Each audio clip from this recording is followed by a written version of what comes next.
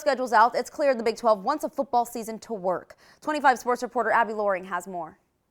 With the Big 10 and the Pac-12 on one side and the SEC and the ACC on another, the Big 12 was the last Power 5 conference to make a decision on whether football will be played in the fall. And that decision, well, let's just say the Baylor Bears will be taken to the field in 2020. The pressure was on for the Big 12 to make a decision, join the SEC and the ACC to have fall sports, or cancel football and hope for the best in the spring of 2021. I feel good about where we are simply because we have good practices in place.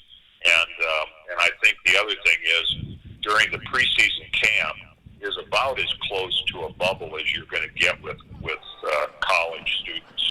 Last night, news leaked that the Big 12 was on board for football to compete in the fall, and the Big 12 Commissioner Bob Bowlesby made the official announcement this morning. Baylor head coach Dave Aranda says they're ready. When it became evident, you started to leak out last night during meetings, and so you could just see the joy on our players' faces. You could see everyone was smiling, guys were cracking jokes, they were excited. You could see that there was a weight lifted off their shoulders. Baylor football conference officials and fans aren't the only ones excited. Game day personnel can't wait to be back in McLean Stadium and feel the excitement of football Saturdays. It certainly is a relief for all of our staff just to be able to come back and work the games, work the events.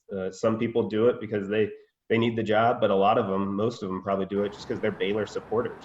So they're excited to get started as well. Following the announcement, the Big 12 released their conference schedule, and the first conference games will kick off September 26th. A lot can happen between now and September, but as of today, Baylor will kick off their season on September 12th against a non-conference opponent that's still yet to be determined. For now in Waco, I'm Abby Loring, 25 News. Abby, thank you. As you might imagine, Baylor is adjusting the ticketing structure there at McLean Stadium.